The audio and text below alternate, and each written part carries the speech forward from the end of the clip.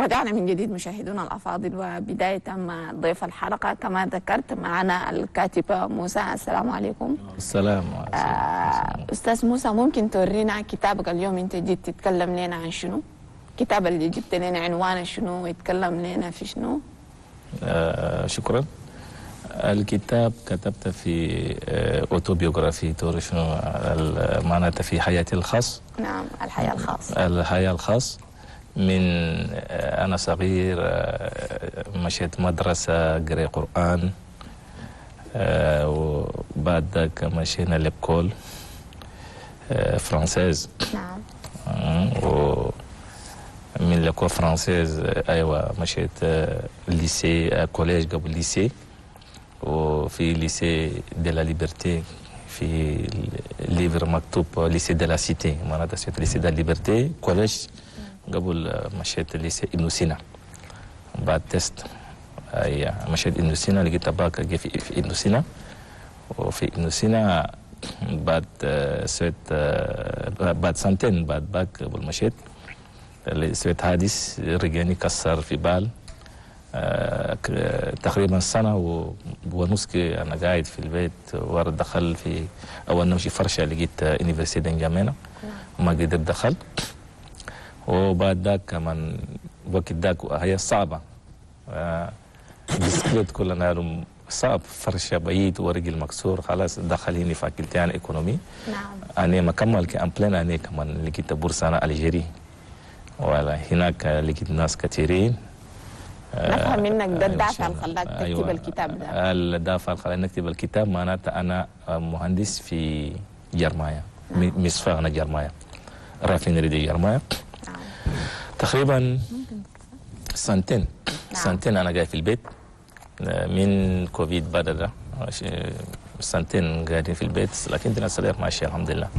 ده قانون إداري. نعم. وده بس خلاني أنا نخدم فجر نقوم الصباح الساعة 6 نمشي جرماني قبل الشيء 18 وكي.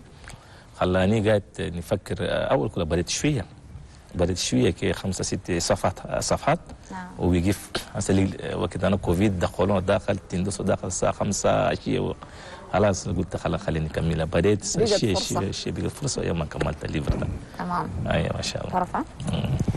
Alors, c'était déjà parti avec Aïcha, monsieur l'écrivain, voilà, qui est l'auteur du livre De la mélancolie à l'allégresse de Lawan, suivi de la révolte des 45. Alors, il s'agit de monsieur Moussa Yacoub qui nous raconte comment est arrivé ce livre, parti suite au temps de restriction des libertés pendant la Covid-19. Alors, on va reprendre en français, si vous pouvez vous présenter encore plus amplement à nos téléspectateurs et comment vous est venue l'envie d'écrire ce livre. Voilà, je me présente d'abord. Je m'appelle Moussa Abdarrahim. Je suis ingénieur en génie chimique option raffinage du pétrole. Et j'opère présentement à la raffinerie de Jarmaya. Et comme je l'ai dit en arabe, je pourrais répéter la même chose en français. Donc, chaque jour, mon rêve même à moi, c'était d'écrire mon livre à moi, donc les livres autobiographiques qui parlent de moi-même. Donc, j'ai rêvé ça depuis longtemps, bien sûr. Et j'ai eu la force et le courage maintenant de l'écrire à peu près 6-7 pages que j'ai laissées en queue de poisson. Mais on a eu, suite à la restriction de Covid-19, c'était probablement en mars 2020, je pense. Ouais. Donc, la décision émanant de la raffinerie, de la direction générale, comme quoi nous devions rester à la maison, chez les Chinois, bon, bien sûr avec les Chinois. Ouais. Voilà. Donc, et puis rester, j'ai attendu pendant 6 mois, je n'ai rien vu. Mais avant 6 mois, après 2-3 mois, j'ai commencé à écrire. Et finalement, donc mon rêve s'est réalisé. Donc j'ai écrit pour dégager l'angoisse. Donc l'angoisse, les ennuis que j'en ai, puisque je me suis habitué à sortir très tôt le matin. À 5 heures, on est debout déjà. Donc il faut être à Djerma à 8h moins 7h40, 7h30 là. Donc il faut être là, au siège, là où on prend le bus, là au moins à 6h40, 6h30. Donc, de ce fait, je suis fort inquiet, angoissé et frustré. Donc, j'ai pris la plume pour dégager les angoisses que... Comme on le dit, à quelque chose, malheur est bon. Docteur Bichar Atta aussi, ancien chercheur qui a préfacé ce premier livre que vous avez écrit, dit que c'est un coup d'essai, mais un coup de maître, parce qu'en lisant, vous nous plongez dans des histoires très passionnantes, surtout pour votre séjour en Algérie, où il y a eu des tremblements de terre et tout. Mais la première partie commence par votre enfance, ici, où vous avez connu des accidents, des fractures qui vous ont empêché de vous épanouir normalement. Alors, revenons un peu sur le début, surtout du livre. Ouais, le livre, si vous avez lu, est subdivisé en 3 parties. Voilà. La première partie, comme je l'ai dit, donc ça part sur mon enfance et à l'époque où il y a les bons voisinages. Donc, il n'y a pas de distinction entre les musulmans, les chrétiens, les nordistes, les sudistes.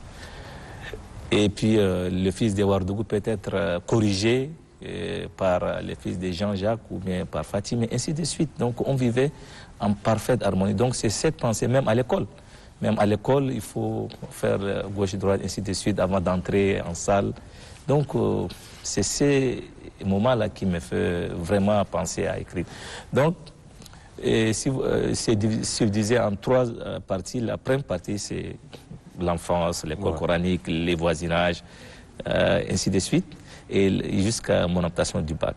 La deuxième partie, si vous avez lu, ça commence à partir de l'Algérie, voilà, jusqu'à le milieu professionnel, et la dernière partie des milieux professionnels jusqu'à nos jours.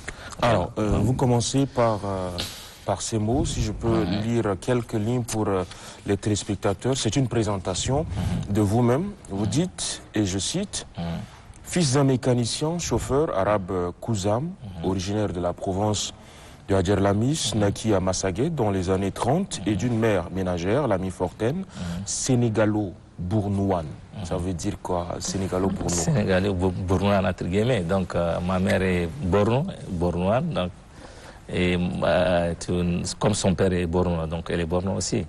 Donc, et sa mère est sénégalaise. Donc, elle est issue d'un père sénégalais. Bon, ce sont des Sénégalais qui sont des Tchadiens. Hein. Ce sont des instituteurs qui sont venus. Plusieurs générations. Plusieurs générations. D'ailleurs, même ma mère n'a pas connu mon grand-père qui est sénégalais.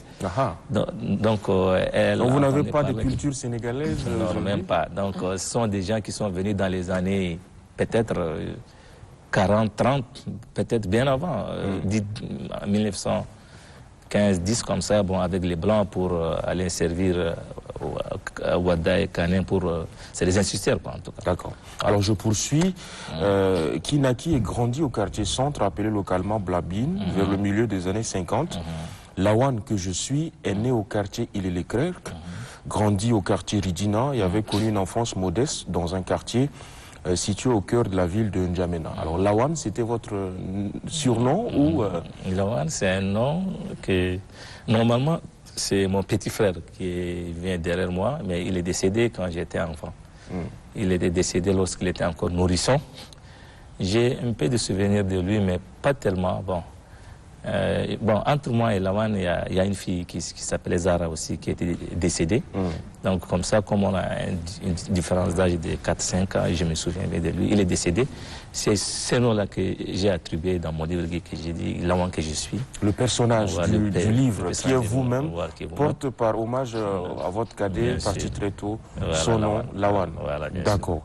Alors, on va évoluer très rapidement pour parler un peu de votre séjour en Algérie, parce que le titre de votre livre le dit si bien, de la mélancolie à l'allégresse de Lawan, suivi de la révolte des 45. C'est quoi la révolte des 45? Oui, la révolte des 45, si vous voyez, c'est la dernière partie de mon livre. Donc, ça parle du recrutement des 50 Tchadiens. Les premiers Tchadiens qui étaient recrutés pour servir gaillardement et valablement au niveau de la raffinerie de Djermaya. On passait des entretiens et de recrutement avant d'être en Chine. Donc on était 50. Ok. Et sur les 50 après, les 5 autres ont été disqualifiés, donc suite à des raisons diverses. Donc maintenant, après la formation, nous étions 45 et on a fait le bras de fer avec les Chinois, c'est là, donc c'est une longue histoire. Donc, Il a fallu vous battre pour vos intérêts. Pour nos intérêts, bien sûr, Alors, et pour la réinsertion et réintégration de nos 5 personnes qui sont disqualifiées. ممكن نعرفوا منا غاية والميساج اللي انت تقدر توصله للنادم اللي يقري كتابك ده تقدر توصل ليه شنو؟ مثلا كتبت عن حياتك الخاصة. قبل كل شيء أنا بديت بأنفانس بطفولتي الأمريكي. دونك ندور الكوابيتاسيون باسيفيك يقولوا شنو بالعربي معناتها تعايش سلمي ونعيش سوا التعايش والكلام السلمي ده. الفيفر انسامبل. نعم. الآن قاعد نشوف زمان أنا خير ما فيفر انسامبل هسه قاعد نشوف شبكتنا الحالي. نعم. فوالا دونك ده ذات شغل مهم ما إلا حياتي خاص بينا. أنا حجيت بالجماعة لميت مع جماعة في إيكول في سينا في متر دي ليكول بريمير. نعم. كان بقى مريض نمشي له في إيكول بلفي بيتا جنب ورا إيكول بلفي هناك. دونك هسه مرسال ولا شنو إيكول بلفي نمشي ونقول له علمي نخص له خلقانا. ده كله سوفينير هسه قاعد نفكره العيال هسه ما قاعد يسوق. ده شغل المهم مرات وكذلك كتب في سينا القراني. مرتا سميت أمامنا ولسينا خطيت أنت الجيمي. نفس الشيء أنه سوي لسينا لمتر كورة فرنسيزة. ما سينا نفس الشيء. الاحترام ده لابد يكون واجب ونعيش سوا ده دائما. لابد يكون دائما إن شاء الله. Très rapidement, puisqu'on est arrivé au terme de notre entretien déjà, hein, si vous pouvez placer juste un mot sur ce tremblement de terre à Bourg-Médès, en Algérie. Oui, le tremblement de terre, c'est l'événement la plus fâcheuse que j'ai connu en Algérie. C'était le 21 mai 2003, n'est-ce pas?